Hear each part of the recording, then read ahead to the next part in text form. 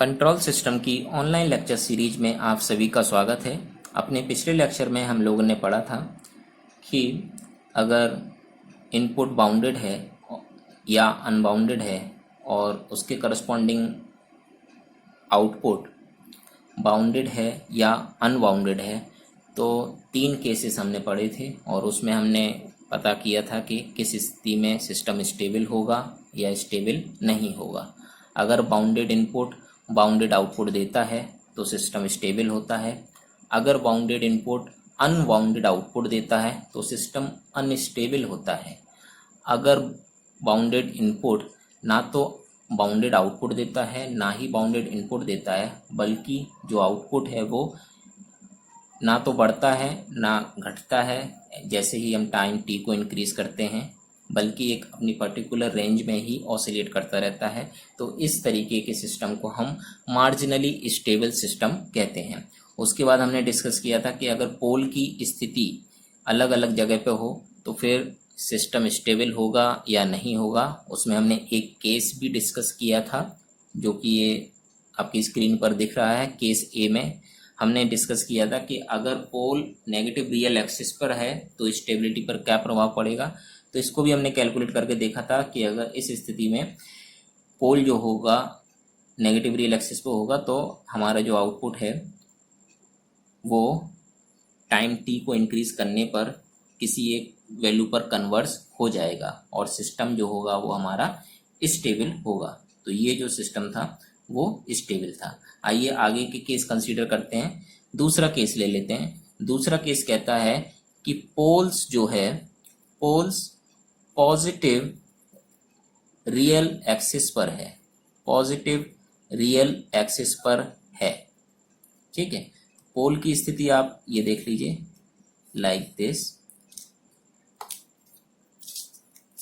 ये positive real axis है आपका, नेगेटिव रियल एक्सिस, पॉजिटिव जे omega axis minus j omega axis.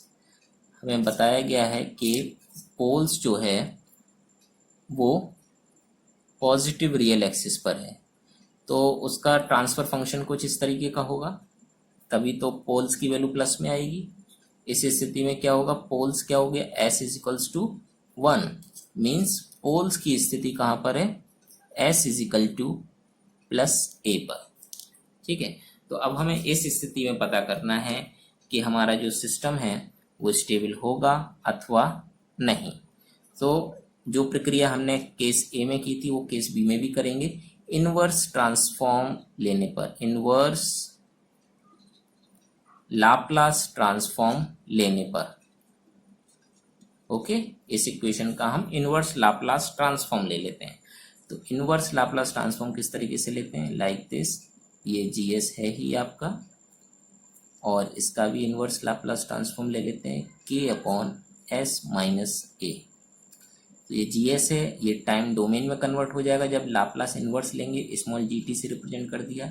ये K जो है वो K एज इट इज रहेगा, कांस्टेंट है। Laplace transform of 1 upon S minus A, तो 1 अपॉन S माइनस A का लाप्लास ट्रांसफॉर्म क्या होता है, ये हमने पढ़ा था, e to the power AT।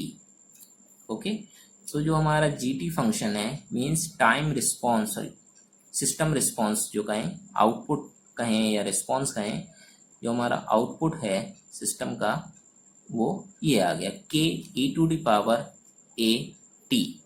ठीक है, अब हमें पता करना है कि ये वही स्टेबल है या नहीं है।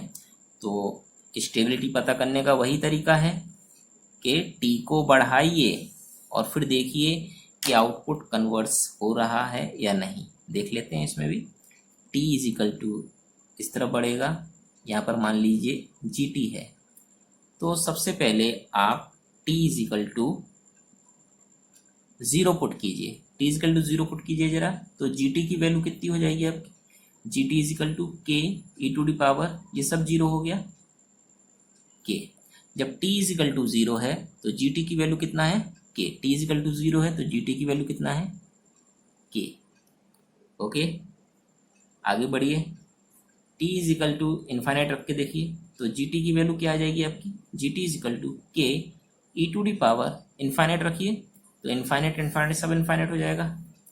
ई टू डी पावर इन्फाइनाइट मतलब इन्फाइनाइट, इन्फाइनाइट में के का गुणा इन्फाइनाइट, मीन्स जैसे ही टाइम टी इन्फाइनाइट की तरफ बढ़ रहा है आउटपुट भी हमारा इन्फाइनाइट की ओर इंक्रीज कर रहा है, लाइक दिस। ओके, तो हमारा जो आउटपुट है वो बाउंडेड हुआ या अनबाउंडेड? ऑब्वियसली ये अनबाउंडेड आउटपुट है, समझ रहे हैं, ये अनबाउंडेड आउटपुट है। तो हमारा सिस्टम क्या हुआ? Unstable, unstable system. ओके, सो ये केस बी में हमने देखा कि हमारा सिस्टम क्या हो गया? अनस्टेबल। आगे के और केसेस देखते हैं। केस 3 देखते हैं। केस 3, केस सी कहता है हमारा कि अगर मूल बिंदु पर पोल हो, मूल बिंदु पर पोल, मूल बिंदु पर पोल, अब थोड़ा क्विकली हम करेंगे। मूल बिंदु पर पोल हो, मूल बिंदु पर पोल हो तो हमारा ट्रांसफर फंक्शन क्या होना चाहिए? GS इज इक्वल टू के अपॉन एस। ओके, हमारा ट्रांसफर फंक्शन क्या हुआ? G इज इक्वल टू के अपॉन एस। अब इसका ही हम लाप्लास इन्वर्स ट्रांसफॉर्म ले लेते हैं। लाप्लास इन्वर्स ट्रांसफॉर्म अगर लेंगे, इन्वर्स लाप्लास ट्रांसफॉर्म, तो GS का लाप्लास इन्वर्स ट्रांसफॉर्म क्या हो जाएगा? GT। यहाँ क्या आएगा? K, और 1/s, 1/s का इन्वर्स लाप्लास ट्रांसफॉर्म क्या होता है? UT होता है। 1/s का क्या होता है? UT, UT means 1। तो यहाँ पर ये क्या हो गया? K। सिंपली हमारा रिस्पॉन्स क्या आ गया? GT is equal to K। अब इसको हम ड्रॉ करते हैं। ये देखिए, ये ड्रॉ इस तरीके से हो जाएगा कुछ। इसका अगर वो लेना चाहें तो ये हो जाएगा ड्रॉ। आइए इसको, जब हमारा s इजकल टू 0 था तो हमारा s इजकल टू 0 सिर्फ यहाँ पर रिप्रेजेंट होगा। ये plus sigma minus sigma minus j omega और प्लस जे ओमेगा। ओके, अब हमारे पास क्या आ गया? GT। GT को रिप्रेजेंट कीजिए यहाँ पर। T यहाँ पर इंक्रीज हो रहा है, GT हमारा ये रिप्रेजेंट कर रहा है। तो GT की वैल्यू क्या है? K है, K है, T पर डिपेंड ही नहीं कर रहा है। T की वैल्यू कुछ भी हो तो इसकी वैल्यू क्या है? K है, यहाँ K। इससे क्या पता चल रहा है कि T की वैल्यू कितनी भी बढ़ा लो, हमारी वैल्यू क्या है? K ही रहेगी। मतलब K पर कन्वर्स है, K पर कन्वर्स है। लेकिन ये जो है मूल बिंदु पर है तो ये जे ओमेगा एक्सिस पर भी है, ठीक है। तो जे ओमेगा पर जब भी कोई पोल होता है तो ऑसिलेशन हमको मिलते हैं। तो इस स्थिति में ये जो सिस्टम होगा वो मार्जिनली स्टेबल होगा। ओके, क्योंकि पोल्स जो है वो जे ओमेगा एक्सिस पर भी है। ओके, इसी स्थिति में हम एक केस और कंसीडर करते हैं कि पोल्स जो है मूल बिंदु पर तो है। किस पर है? मूल बिंदु पर पोल तो है, लेकिन पोल एक नहीं है। पोल कितने हैं? 2 पोल हैं या एक से अधिक पोल हैं। हमने मान लिए 2 पोल हैं। ओके, इस स्थिति में क्या होगा वो भी चेक कर लेते हैं। 2 पोल हैं, इसका मतलब जो हमारा GS है वो इस स्थिति में क्या होगा? 1/s²। तभी तो हमारे मूल बिंदु पर 2 पोल आएंगे, ठीक है। सो ओके, इसका फिर से इनवर्स लाप्लास ट्रांसफॉर्म लीजिए। अब इनवर्स लाप्लास ट्रांसफॉर्म जब आप इसका लेंगे तो GS क्या हो जाएगा? GT में, सॉरी यहाँ पर एक K और ले लीजिए, K कांस्टेंट इन केस, ठीक है। सो K/s² है। अगर इसको आप इनवर्स ट्रांसफॉर्म लेंगे तो K तो एज इट इज आ जाएगा। 1/s², किसका लाप्लास ट्रांसफॉर्म होता है? ये होता है T का। रैंप इनपुट आपने पढ़ा होगा, रैंप इनपुट आपको पढ़ाया था, तो रैंप इनपुट का हमने लाप्लास ट्रांसफॉर्म निकाला था तो 1/s² आया था, ठीक है। तो इस तरह कैलकुलेट करने पर हमको क्या मिल गया? GT is equal to KT। तो स्मॉल जी टी जो है वो फंक्शन है टी का। तो इसको देख लेते हैं किस तरीके से होगा। इसको पहले एक बार ड्रॉ कर लेते हैं लाइक दिस। ये हमारे जो पोल्स को हमने रिप्रेजेंट करना था वो इस तरीके से, प्लस जे ओमेगा एक्स सी होगा, ये माइनस जे ओमेगा। तो हमारा एक पोल इस पर था और दूसरा पोल भी इसी पर था, दोनों पोल इस पर हैं। अब हमको ये देखना है कि जो टाइम रिस्पॉन्स है वो कन्वर्स हो रहा है अथवा नहीं, वो भी देख लेते हैं। टी हमारा यहाँ पर मूव करेगा, जीटी हमारा कहाँ जा रहा है, जीटी हमारा ऊपर की तरफ मूव करेगा। तो ये देखिए, अगर t is equal to zero है, अगर t इक्वल्स टू ज़ीरो है तो gt की वैल्यू क्या है, gt की वैल्यू भी ज़ीरो है। ठीक है, तो ये बेसिकली क्या है, ये मूल बिंदु से होकर जाने वाली रेखा का समीकरण है। ये जो रेखा है वो इस तरीके से जाएगी, जिसका स्लोप जो होगा वो k होगा। तो आप देखिए कि जैसे ही t की वैल्यू इन्फिनिटी होगी, t इन्फिनिटी, इन्फिनिटी इंटू के इन्फिनिटी, तो gt भी इन्फिनिटी हो जाएगी। मीन्स जो gt की वैल्यू है कहीं कन्वर्ट्स नहीं कर रही है। t अगर इन्फिनिटी है तो gt भी इन्फिनिटी हो रहा है, मतलब अनबाउंडेड सिचुएशन। और अगर अनबाउंडेड रिस्पॉन्स हमारा आ रहा है तो उस स्थिति में हम क्या कहते हैं, हम कहते हैं कि भाई ये अनस्टेबल सिस्टम है। अनस्टेबल सिस्टम मीन्स अगर मूल बिंदु पर एक पोल हो तो वो मार्जिनली स्टेबल सिस्टम होगा। अगर मूल बिंदु पर एक से अधिक पोल आ जाएं, दो का हमने एग्जाम्पल लिया, तीन आ जाएं, चार आ जाएं, जितने भी आ जाएं, उस स्थिति में हमारा सिस्टम क्या हो जाएगा, अनस्टेबल। ओके, तो अगला केस ले लेते हैं। डी केस हमारा क्या कहता है, डी केस कहता है कि अगर लेफ्ट हाफ में कॉम्प्लेक्स पोल हों, अगर लेफ्ट हाफ में, लेफ्ट हाफ मतलब एक्स इसका इस तरफ वाला पार्ट, इसको लेफ्ट हाफ बोलते हैं, इसको राइट हाफ बोलते हैं। लेफ्ट हाफ में कॉम्प्लेक्स पोल हों, कॉम्प्लेक्स पोल हों लाइक दिस। ठीक है, अगर लेफ्ट हाफ में कॉम्प्लेक्स पोल हों, यहाँ पे देख लीजिए किस तरीके का ये कहना चाह रहे हैं। लेफ्ट हाफ मतलब देखिए क्लियर कर, लेफ्ट हाफ मतलब होता है कि जे ओमेगा एक्सिस जो है, ये जो जे ओमेगा एक्सिस है, इसके लेफ्ट वाला पार्ट, इसको हम बोलते हैं लेफ्ट हाफ, और इसको बोलते हैं राइट हाफ, RIGHT, इसको बोलते हैं राइट हाफ। तो कभी हम लेफ्ट हाफ की बात करें तो मतलब जे ओमेगा एक्सिस के लेफ्ट तरफ वाला पार्ट, राइट हाफ की बात करें तो जे ओमेगा एक्सिस के राइट हाफ वाला पार्ट। ओके, सो अब हमारी स्थिति क्या है कि अगर लेफ्ट हाफ में कॉम्प्लेक्स पोल हो तो, लेफ्ट हाफ में कॉम्प्लेक्स पोल हो तो, लेफ्ट हाफ में कॉम्प्लेक्स पोल मतलब पोल में रियल पार्ट भी है और इमेजिनरी पार्ट भी है।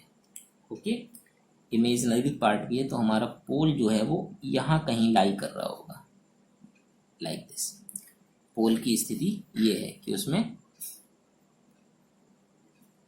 रियल पार्ट भी है और इमेजिनरी पार्ट भी है।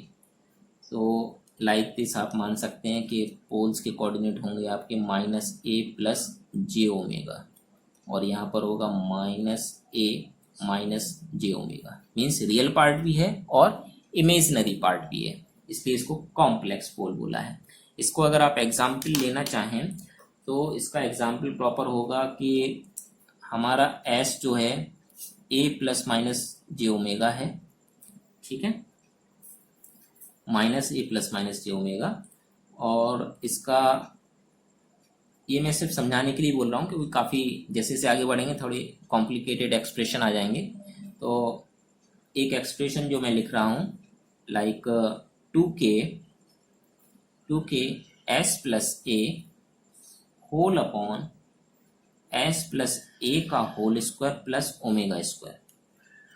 ठीक है, ये ट्रांसफर फंक्शन अगर किसी सिस्टम का होगा तो उस सिस्टम के पोल इस तरीके से होंगे जो कि हमारी स्थिति को, कंडीशन को सेटिस्फाई कर रहे हैं। कंडीशन क्या है कि लेफ्ट हाफ में कॉम्प्लेक्स पोल होने चाहिए। तो अगर हमारा लाप्लास ट्रांसफर, हमारे सिस्टम का ट्रांसफर फंक्शन ये होगा, इसको GS से लिख लीजिए, तभी हमारे पोल यहाँ पर होंगे। अब इसको मैं सॉल्व करके नहीं बता रहा हूँ जीएस। अगर आप इनवर्स लाप्लास ट्रांसफॉर्म लेते हैं हमको मिलेगा जीटी। इसको मैं डायरेक्ट लिख दे रहा हूँ। तो जो जीटी आता है वो आता है twice K e to the power A T cos omega T. ये एक्सप्रेशन इससे आता है, आपको कैलकुलेट करने की जरूरत नहीं है, ये मैं समझाने के लिए बोल रहा हूँ बस कि अगर हमारे पोल कॉम्प्लेक्स लेफ्ट हाफ में है, कॉम्प्लेक्स लेफ्ट हाफ में पोल होंगे तो इससे करस्पॉन्डिंग जो हमारा ट्रांसफर फंक्शन होना चाहिए वो ये रहेगा। ओके, और जब इस ट्रांसफर फंक्शन को सॉल्व करके हम आउटपुट सिग्नल निकालेंगे, मीन्स इसका टाइम डोमेन वर्जन निकालेंगे, सो उस स्थिति में हमें ये प्राप्त होगा। ठीक है, अब इसको जब ड्रॉ करेंगे वो किस तरीके से आएगा, दैट इज इम्पोर्टेंट। ठीक है, सो इस इक्वेशन का जो ड्रॉ आता है वो लाइक दिस, इस तरीके से आता है। क्योंकि इसमें आपका एक्सपोनेंशियल है तो एक्सपोनेंशियल कर्व भी आएगा इस तरीके से। और दूसरा जो इसमें चीज है वो है कोसाइन टर्म, कोसाइन टर्म, तो cosine sine wave, cosine wave भी आएगा लाइक दिस। सो इस तरीके से इसका एक्सप्रेशन आता है, टी इस तरफ रहता है और जी टी आपका इस तरफ रहता है। सो आप देख रहे हैं चित्र से तो आपको पता चल रहा होगा कि जैसे ही टी इंक्रीज कर रहा है, जीरो पे देखिए वैल्यू ज़्यादा थी, जैसे ही टी इंक्रीज कर रहा है तो इसका जो ओवरऑल एम्पलीट्यूड है वो कम होता जा रहा है और एक स्थिति पर जाकर ये बहुत ही कम या जीरो के बराबर हो जाएगा। मीन्स जैसे ही टी बढ़ेगा या इन्फिनिटी तक जाएगा तो जी टी की जो वैल्यू है वो किसी एक वैल्यू पर कन्वर्स हो जा रही है। ठीक है, so this is a stable system. ठीक है, स्टेबल। तो डी केस में हमको क्या मिला, स्टेबल सिस्टम मिल गया। अब अगला केस कंसीडर करते हैं। अगला केस कहता है कि जब आपके पोल, तो अगले केस में हम देखते हैं कि अगर जो हमारा पोल है वो राइट हैंड साइड में कॉम्प्लेक्स पोल हो, तो अगर राइट हाफ में कॉम्प्लेक्स पोल हो, तो अभी हमारा पोल लेफ्ट में था, अब यही पोल राइट में हो तो कैसा हो, ये देख लीजिए क्विकली। हमारी जो बात हो रही है वो इस तरीके की हो रही है कि ये जो पोल था पहले, अब वो लेफ्ट में ना हो के राइट हैंड साइड में है। मान लीजिए a प्लस जे ओमेगा हमारा एक पोल था यहाँ पर और a माइनस जे ओमेगा यहाँ पर, एक पोल आपका ये था, एक पोल ये था, इसकी बात हो रही है। ठीक है, तो इस स्थिति में क्या होगा वो देख लेते हैं। ये जे ओमेगा, ये माइनस जे ओमेगा, तो इस स्थिति में जो हमारा ट्रांसफर फंक्शन होगा वो होगा twice K S minus A whole upon S minus A का whole square plus omega square. इसका अगर इनवर्स लाप्लास ट्रांसफॉर्म लेते हैं हम तो हमें टाइम डोमेन में जो सिग्नल मिलेगा वो होगा twice K e to the power A T cos omega T. ये टाइम डोमेन में आ गया। अब हमको इसकी स्टेबिलिटी के बारे में पता करना है, तो स्टेबिलिटी के बारे में पता करने के लिए हमको कर्व ड्रॉ करना पड़ेगा। कर्व ड्रॉ के लिए क्या, ये टाइम डोमेन यहाँ पर जा रहा है, ये जी टी ये है आपका। अब इसमें देखिए तो यहाँ पर देखिए कर्व जो इस तरीके से आएगा, जैसे कि पिछला जो रिस्पॉन्स था अगर लेफ्ट हैंड साइड में था तो हमारा रिस्पॉन्स ये आया था, राइट हैंड साइड में आने पर ये रिस्पॉन्स आया था। सॉरी, यहाँ पर देखिए थोड़ा मिस्टेक कर दिया मैं, यहाँ पर e to the power minus A T होगा। ठीक है, ये करेक्शन कर लीजिएगा, जल्दबाजी में प्लस ए टी लिख गया। सो प्लस ए टी इसमें आता है, तो e to the power plus A T, E to the power plus A T का कर्व आपका पता होगा इस तरीके से जाता है लाइक दिस। ओके, अगर इस तरफ भी लेंगे तो इस तरफ जाएगा, तो e to power minus e to power plus A T ये हो जाएगा cos omega T. Cos omega T अपना जो उसका नेचर है उसके अकॉर्डिंग ये मूव करेगा। तो हम इसमें देख रहे हैं कि जैसे जैसे टी बढ़ता जा रहा है ये सिग्नल का एम्पलीट्यूड भी बढ़ता जा रहा है। जैसे ही टी इन्फिनिटी होगा ये भी इन्फिनिटी तक मूव कर जाएगा। सो दिस इज अनस्टेबल, क्योंकि आउटपुट जो है वो अनबाउंडेड हो रहा है। ओके स्टूडेंट, आइए तो अगला केस और कंसीडर कर लेते हैं कि यदि पोल्स जो हैं वो जे ओमेगा एक्सिस पर हों, मीन्स हमारे जो पोल हैं वो s equals to plus minus j omega हों, तो क्या होगा। तो इस स्थिति में क्या होता है कि हमारा जो ट्रांसफर फंक्शन होता है उसको हम twice A S upon S square plus omega square, इसका भी अगर इनवर्स लाप्लास ट्रांसफॉर्म लेते हैं तो हमको प्राप्त होता है G T is equals to twice K cos omega T. तो इसको आप क्विकली ड्रॉ करके देख लेते हैं। जैसे पहली स्थिति जो थी के plus j omega plus minus plus j omega minus j omega, तो इसमें हमको बताया गया कि जो पोल्स हैं वो जे ओमेगा एक्सिस पर हैं, जे ओमेगा एक्सिस पर। इस स्थिति में जो हमारा रिस्पॉन्स आया वो आया G T is equal to twice K cos omega T. इसको जब हम ड्रॉ करेंगे टाइम डोमेन में, तो ये देखिए टाइम डोमेन में जब हम इसको ड्रॉ करेंगे सो यहाँ पर ट्वाइस के का बैंड है ऑलरेडी। यहाँ देखिए सिर्फ कॉस ओमेगा टी वेरिएबल है, बाकी ये सब कांस्टेंट है। इससे पहले यहाँ पर e to the power A t आ रहा था जो कि इंक्रीज होता है, यहाँ आपका जी टी है ही। सो यहाँ पर देखिए कि ये जो आउटपुट है ये बस इसी लेवल पर, इसी लिमिटेशन पर, जो 2k का लिमिटेशन है इसमें ट्वाइस के माइनस ट्वाइस के, इसी में ही अप्स एंड डाउन होता रहता है, ना तो बढ़ता है ना घटता है, भले ही टी को आप कितना भी इंक्रीज कर लीजिए।